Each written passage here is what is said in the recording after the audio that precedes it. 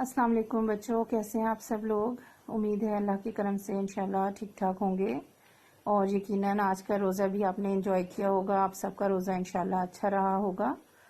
आइए आज के सबक का आगाज़ करते हैं। आप सब किताबें खोलें, पेज नंबर 7। बच्चों, हम लोग सूरह अनफाल पढ़ रहे हैं और आयत नंबर हमने 6 तक कल आपको मैंने करवाया था। 2 आयतें पढ़ाई थी, लेकिन हर आयत के पीछे जो है एक मुकम्मल बैकग्राउंड है और जब तक आप उस चीज़ को नहीं समझेंगे आपको ट्रांसलेशन समझने में खासी मुश्किल आएगी। लिहाजा हम थोड़ा थोड़ा करके चलेंगे ताकि आप तर्जुमे को बहुत आसानी से समझ सकें। और उसका समझना इसलिए भी ज़रूरी है कि तमाम जो आपकी एक्सरसाइजेज होंगी, क्वेश्चन आंसर्स हैं या मीनिंग्स हैं या मफहूम होंगे आयतों के, तो वो इन्हीं के बीच में से आपके लिए आएंगे। लिहाजा हर लफ्ज़ को, हर आयत के हिस्से को पढ़ना और समझना अच्छे तरीके से बहुत ज़रूरी है। आज हम आगे आयत शुरू करेंगे आयत नंबर 7 से।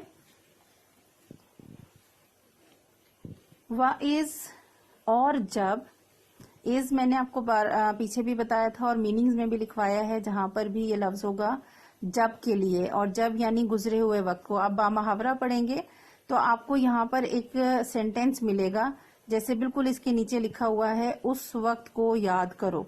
अब ये बेसिकली ये तर्जुमे अरेबिक में ये लफ्ज नहीं है लिखा हुआ, इसकी अरबी नहीं है, लेकिन जब से मुराद ये है कि यहाँ पर अल्लाह ताला पिछला वक्त मोमिनीन को याद करवा रहे हैं कि जो इस ग़ज़वे बदर से पहले का वक्त है या मक्का में जो आपने जिंदगी गुजारी या ग़ज़वे बदर के जो हालात और असबाब हैं, यानी कि माजी के हवाले देकर जो है वो मोमिनीन को याद करवाया जा रहा है। लिहाजा कई जगहों पे आपको ये लफ्ज मिलेगा, ब्रैकेट में वर्डिंग मिलेगी, उस वक्त को याद करो, जबकि इसकी अरबी नहीं है लिखी, लेकिन मकसद इसका यही है। यहाँ पर जब, यहाँ लिखा है जब, लेकिन उससे पहले एक सेंटेंस ब्रैकेट में मौजूद है जो बामुहावरा तर्जुमा करने के लिए आपको दिया गया है। ठीक है, वाइज और जब, या आप यूं लिखेंगे और उस वक्त को याद करो जब।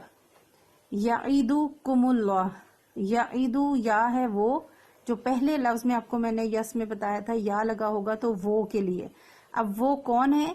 वो लफ्ज जो है वो हम उर्दू ग्रामर के लिहाज से अगर आप सोचेंगे तो वो जो है वाहिद गायब या जमा गायब, यानी हम वो लफ्ज उसके लिए यूज करते हैं जो सामने मौजूद नहीं होता। वो कोई एक शख्स भी हो सकता है और वो ज्यादा लोग भी हो सकते हैं। ठीक है, तो इसी तरह से वो, अब वो कौन, अभी हम जब आगे पढ़ेंगे तो लफ्ज आपको मिल जाएगा। याईदु, आइन और दाल, आइन और दाल अहद से या वादा करने से। कुम होता है तुम सब, जैसे कि मैंने आपको बताया था का जो है वो एक शख्स के लिए होता है जो सामने मौजूद है और उसे मुखातिब कर रहे हैं, और कुम जो होता है वो सब, यानी ज्यादा लोग जो सामने मौजूद हैं उनके लिए बात हो रही है, यानी कि तुम सब। वाइज और जब, याईदुकुम, और आगे लिखा है अल्लाह, यानी अल्लाह ताला। यहाँ पर या जो है वो अल्लाह के लिए है, यानी कि वो वादा करता था तुमसे, कौन? अल्लाह ताला।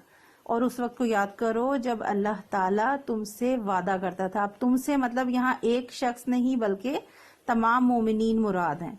ठीक है, उस वक्त को याद करो जब अल्लाह ताला तुमसे वादा करता था। एहदा, एहदा कहते हैं एक। अत्ताइफतैन, ताइफा होती है जमात, ग्रोह, और ताइफतैन है दो जमातें। एक बात आपने याद रखनी है कि जैसे उर्दू ग्रामर में आप लोग पढ़ते हुए आए हैं कि जो वाहिद और जमा, हम एक कॉलम बनाते हैं, एक तरफ हम लिखते हैं वाहिद, एक तरफ लिखते हैं जमा। ठीक है, जहां पर हम लिखेंगे जमात और दूसरी जगह हम लिखेंगे जमातें, यानी कि दो या दो से ज्यादा। लेकिन जो अरबी ग्रामर है उसके अंदर वाहिद जमा का उसूल डिफरेंट है, यानी उसमें हम 3 कॉलम बनाते हैं और इसके अंदर सबसे पहला होता है वाहिद, दूसरा होता है तस्निया और तीसरा होता है जमा। यानी वाहिद एक, तस्निया 2 और जमा 2 से ज्यादा। ठीक है, उर्दू लैंग्वेज में वाहिद जमा होते हैं, वाहिद और जमा, यानी एक और एक से ज्यादा। लेकिन अरबी ग्रामर में 3 कॉलम्स होते हैं, वाहिद होता है एक, تسنیہ ہوتا ہے دو اور جمع ہوتا ہے دو سے زیادہ. ٹھیک ہے، تو یہاں پر آپ کو جو لفظ ملے گا احدت طائفتین، احدا ایک، طائفتین دو جماعتوں میں سے، دو جماعتیں. ٹھیک ہے جی.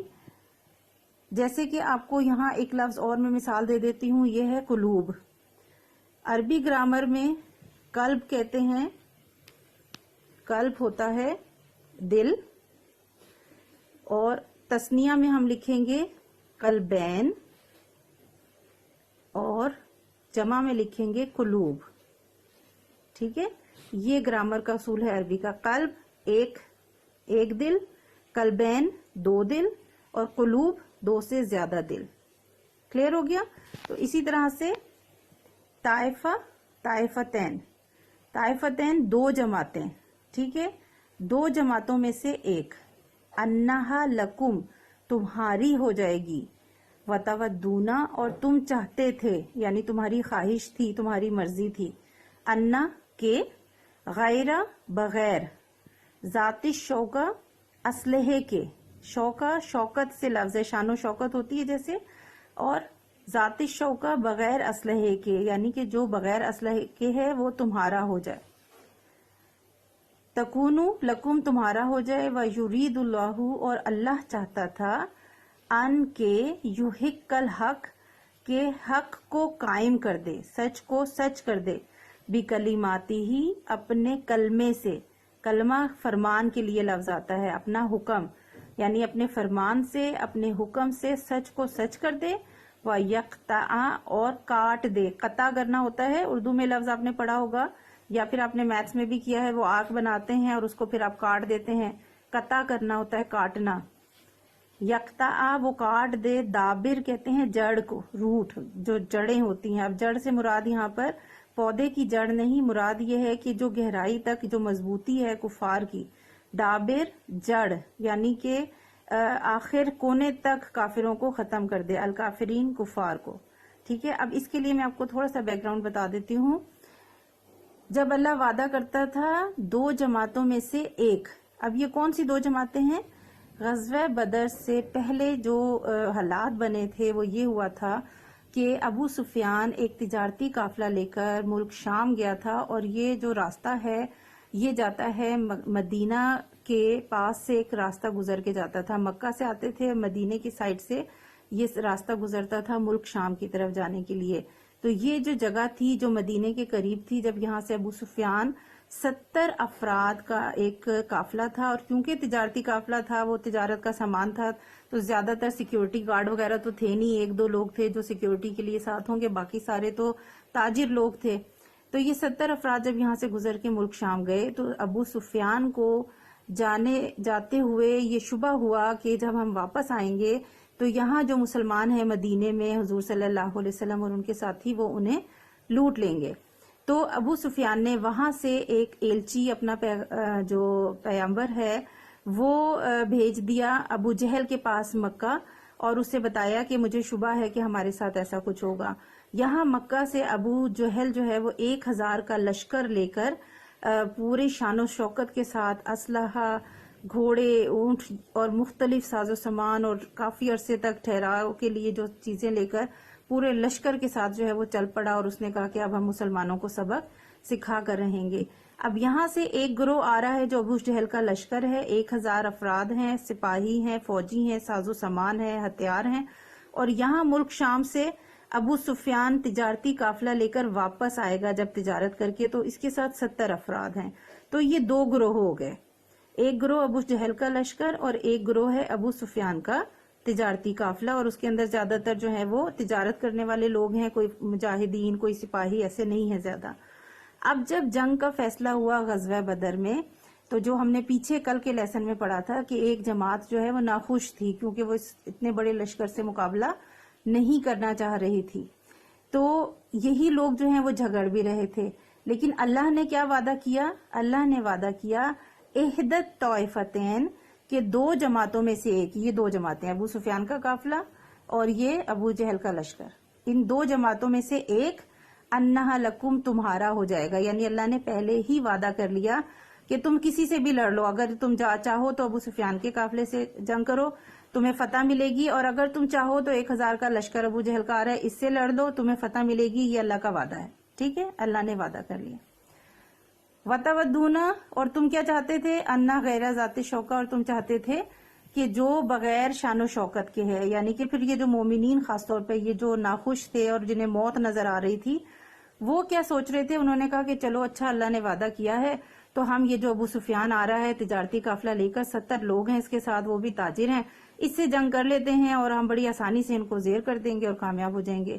حالانکہ کامن سینس کی بات ہے کہ جب اللہ تعالیٰ نے وعدہ کر لیا کہ فتح ہوگی تو اصولاً تو آپ کو بڑے لشکر سے ہی جنگ کرنی چاہیے تھی، کہ جب وعدہ ہے کہ فتح ہوگی تو پھر بڑے لشکر سے لڑیں، اس کے 70 لوگ تو ویسے آسانی سے ہم جو ہے قابو کیے جا سکتے ہیں۔ لیکن جو لوگ اتنے پختہ نہیں تھے، جو میں آپ کو پریویس لیسن میں بھی بتا چکی ہوں، جو جنگ سے زیادہ واقف نہیں تھے اور جو انہیں لگ رہا تھا کہ ہم اتنے بڑے لشکر سے جنگ کریں گے تو ہم ختم ہو جائیں گے، تو وہ لوگ ناخوش تھے۔ ٹھیک ہے جی، یہ آیت سمجھ آ گئی آپ کو؟ اللہ وعدہ کرتا تھا کہ 2 جماعتوں میں سے ایک تمہاری ہو جائے گی، جبکہ تم چاہتے تھے کہ جو بغیر شان و شوکت کے ہے وہ تمہاری ہو جائے۔ لیکن وَيُرِيدُ اللَّهُ، اور اللہ چاہتا تھا أَن يُحِقَّ الْحَقَّ، کہ حق کو قائم کر دے، یعنی اللہ کی حکمت تو کچھ اور تھی نا، اللہ کی مرضی کچھ اور تھی، اور اللہ کی مرضی یہ تھی کہ جو کفار ہیں، جو اتنے طاقتور، ابو جہل جو غرور میں اکڑا ہوا ہے اور مسلمانوں کو کچھ نہیں سمجھتا، تو اللہ کی مرضی تھی کہ حق کو ثابت کر دیں، سچ کو سچ کر دیں اپنے فرمان سے، وَيَقْطَعَ دَابِرَ الْكَافِرِينَ، اور کافروں کی جڑ کاٹ کر پھینک دیں۔ اور کافروں کی جڑ کیا تھی؟ یہ جو بڑا سردار ابو جہل تھا، جو طاقت کا سرچشمہ بنا ہوا تھا، جو غرور میں اکڑا ہوا تھا، جب اس کو شکست ہوگی، یہ ختم ہو جائے گا تو کافروں کی قوت ختم ہو جائے گی۔ تو اللہ کی مرضی یہ تھی لِيُحِقَّ الْحَقَّ، تاکہ سچ کو سچ، وَيُبْطِلَ الْبَاطِلَ، اور باطل کو باطل، باطل کہتے ہیں جھوٹ کو۔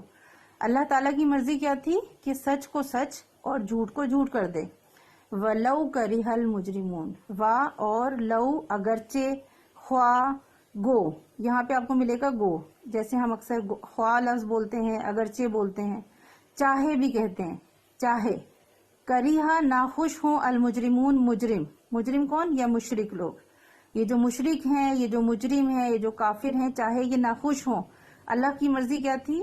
لِيُحِقَّ الْحَقَّ وَيُبْطِلَ الْبَاطِلَ، کہ سچ کو سچ اور جھوٹ کو جھوٹ کر دیں، خواہ مشرک یا مجرم جو ہے وہ ناخوش ہی کیوں نہ ہو۔ سمجھ آ گئی آیت آپ کو؟ یہ اس کا بیک گراؤنڈ ہے، اس سے ریلیٹڈ آپ کے کوسچنز بھی ہوں گے، بہت توجہ سے سننا ہے آپ نے اور ان کے ترجمے کو آپ نے تیار کرنا ہے، ٹھیک ہے؟ ریمیننگ پارٹ انشاءاللہ ہم اس لیسن کو کل اگلے لیسن میں کمپلیٹ کریں گے، اور ریمیننگ جتنا بھی لیسن باقی رہ گیا اس سب میں سے ورڈز کے میننگز بھی آپ کو انشاءاللہ میں کل کرواؤں گی۔ اللہ حافظ۔